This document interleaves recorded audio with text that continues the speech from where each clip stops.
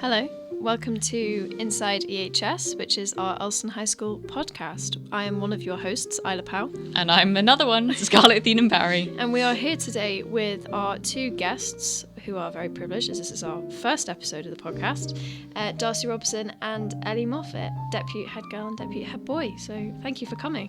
It's a pleasure being here. So this podcast is going to be a monthly recap of all things going on in Ulster High School. We just thought you'd keep updated.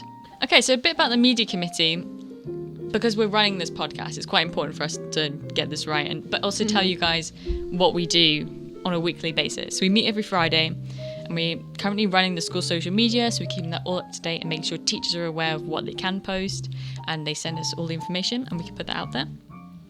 We had a big part to play in the football match a couple of weeks ago, which I'm sure many of you remember.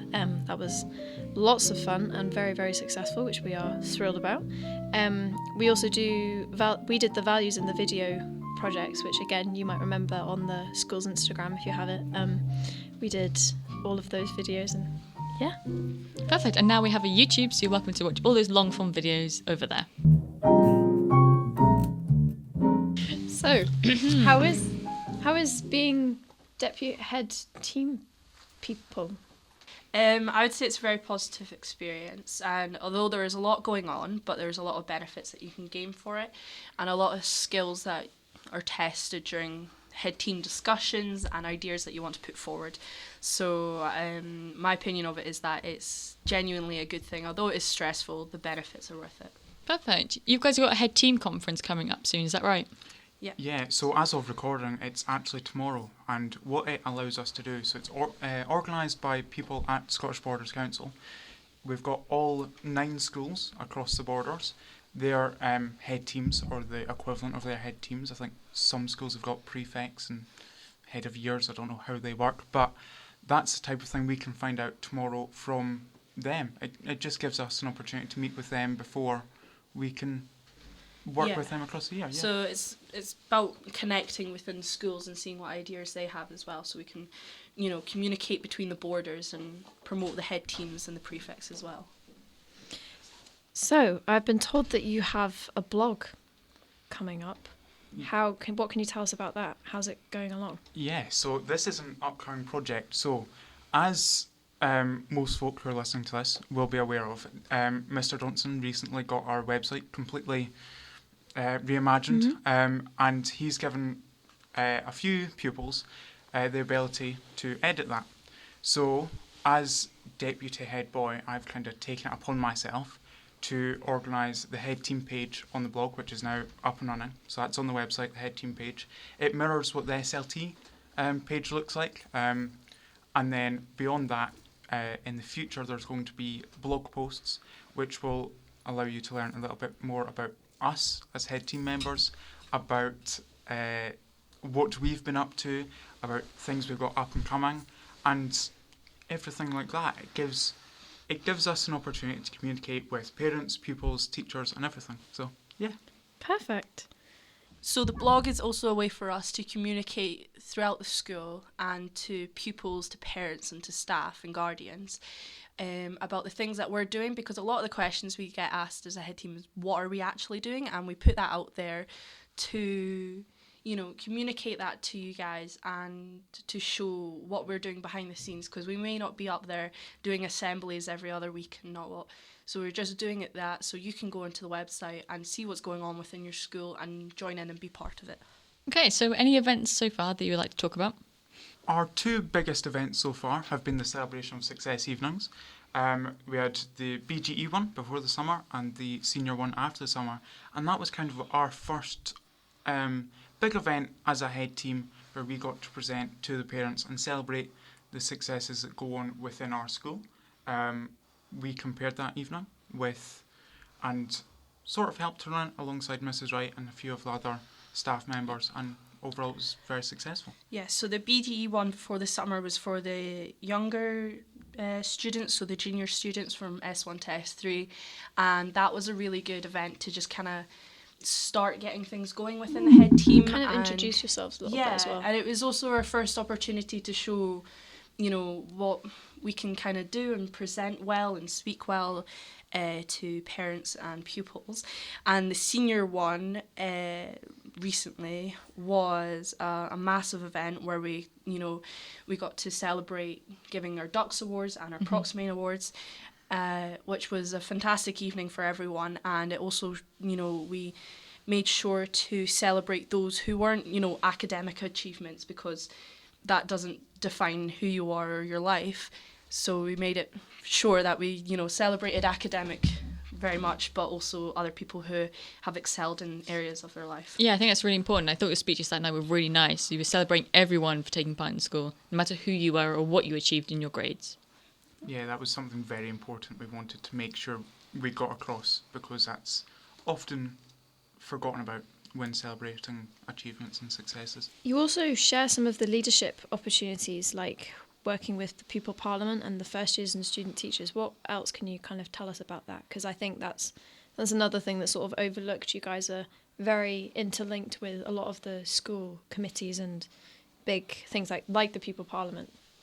Yeah, so whenever Pupil Parliament's on, we always make an effort to send a few representatives to, gather ideas from those within the schools, to feed it back, to then try and discuss it with senior leadership team, to chat to them about it.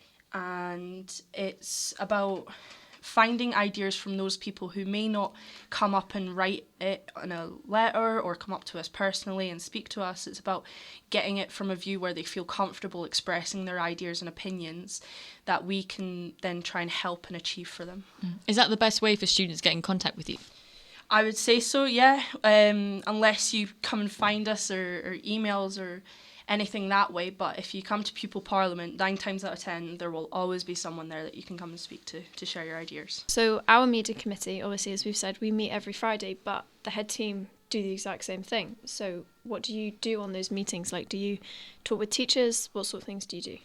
So for the most part, our meetings take place with Mr. Johnson and Mrs. MacDonald, and that gives us an opportunity to look forward at what they want from us and what we want from them. There's quite a few times in those meetings where they want us to share with the S6s that the S6s have been working really well. Something recently was they were very impressed with the efforts that S6 made with Halloween. And on the other hand, there's messages that they want us to share that aren't so positive. Stuff like attendance and letter careful hall, stuff like that, which is also part of the job. But we also turn to them to look for guidance on what we need from teachers to make our school life, and this is our last year, they want it to be an enjoyable one, what we can work together to do to make it the best year.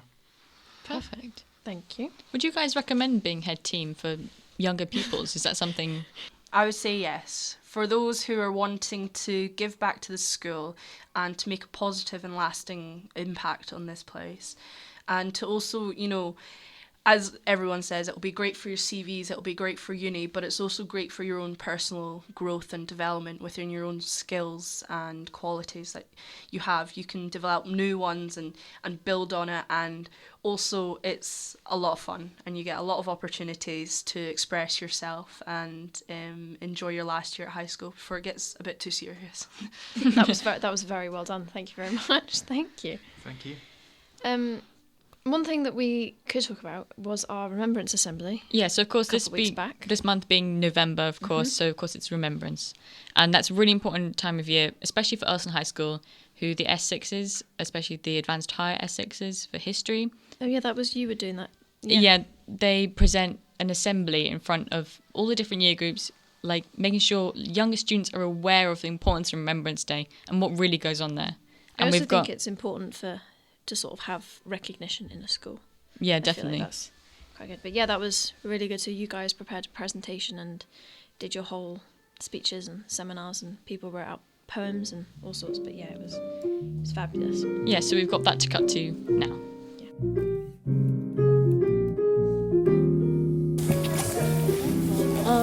I felt that Remembrance assemblies were really impactful.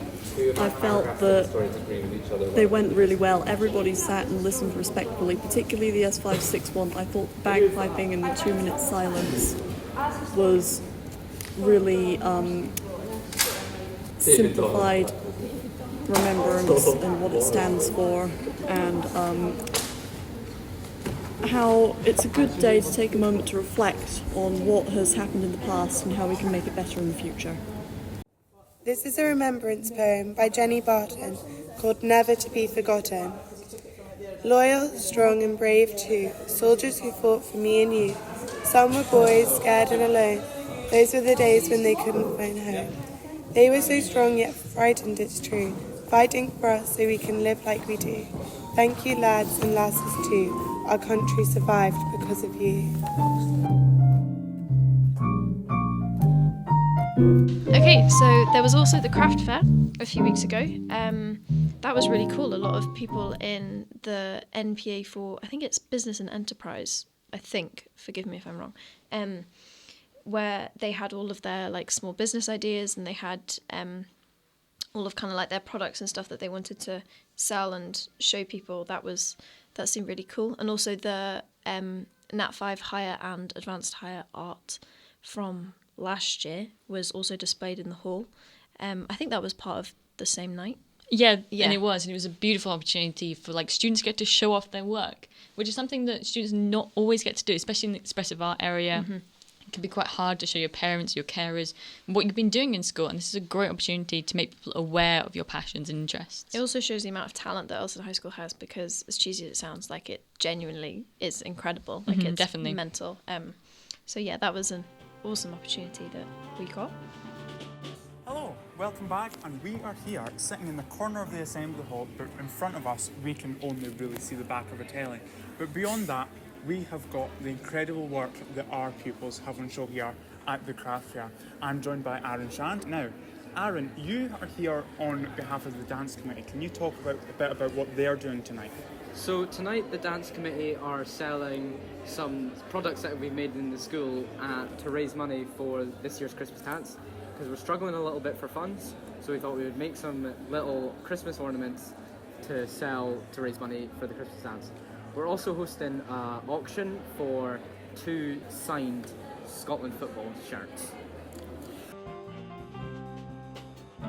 My name is Kerr Rodgie and I'm an artist, and I've been selected for the judging panel, and it's for the art and design for BGE all the way up to advanced higher.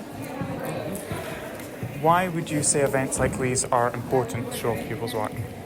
I think it's very important. I mean, I studied in Elston High School myself, and I was very inspired by what someone like a teacher or someone who did art made of my artwork, and that really did set me up for my whole future, because I had the backing and inspiration from someone else. I thought the motivation it gave me was pretty detrimental. And I think that's how I've kind of judged it tonight as well, actually, is how they judged me, how, like, you know, it's going to affect me now judging people, so it's very important. Okay, so we got this little tool holder here, and it says the beach hut on it. It's got blue stripes on it. It's pretty aesthetic. And we've got these metal objects here. It's like a lantern holder, and these are looking pretty cool. So they've actually got a bit of rust and wear to them, so it adds to the work-worn aesthetic right there. So there we are, ladies and gentlemen, that's the rundown. I think it's looking pretty fire. That's out from Pods. We done. Okay, and I believe, Darcy Robson, you were at the parents' evening for the DYW, and you talked a bit about that. Yes, so I went along that night. They had a big careers fair, and there was a lot of great information shared that night. There was talks going on, as well as the stalls which people could look at their leisure and pick up quite a few freebies as well. Were those stalls like for universities and jobs and? Yeah, so there's a lot of universities there, talking both about their just normal undergraduate undergraduate courses, but also their graduate apprenticeships as well, which is sort of a recent development in the career pathway. But there was a lot of local businesses especially that were there to speak to about not even just a job at that specific place, but a job in that industry as well. Yeah, it was very interesting. A couple upcoming events that we just want to highlight. We have the Christmas dances coming up. How many have we got? 3. I think there's one for S1 to S2, another one for S3 to S4, and another for S5 to S6. So they are up and coming. Remember to buy your tickets for that because you don't want to miss out because they are really good fun. And then, so the head team's also celebrating dances this year. Do you want to tell us about that? So we get the opportunity to go to all the other schools in the Borders dances, which allows us to, communicate with them again and also have a bit of fun and meet each other in not as a serious environment. It's a lot more chill, isn't it? Yeah. It's, getting to know them as a person as well as getting to know like their ideas and, the different formal settings that you can get between. And as with our dance for the S5 and S6 only, sadly, we are doing a dance at the beginning to set it all off and have a big party. Okay. So we also have the Christmas concert coming up, which the music department go all out for every single year, and it is fabulous. This year, I believe they're doing a Hamilton medley, which will be really cool. I love that musical. As well as all the, obviously, young musicians that take part in school. Ellie, you're also partaking in that. Yeah, so I will be in the woodwind section playing the clarinet and that. It's Love. fun. The Christmas concert coming up to look forward to. Then, finally, just as a little... Finally, there is the S6 Christmas lunch, which is very exciting. I'm very much looking forward to that. S6s, come and get your Christmas meal. And do we get crackers and everything? I think we do. I think we get hats. crackers and party hats, and it'll be a lovely little celebration with all of us. So, thank you very much for listening to our podcast. Thank you for listening to episode 1. Hopefully there will be a lot more to come. Thank you again to Ellie and Darcy for coming.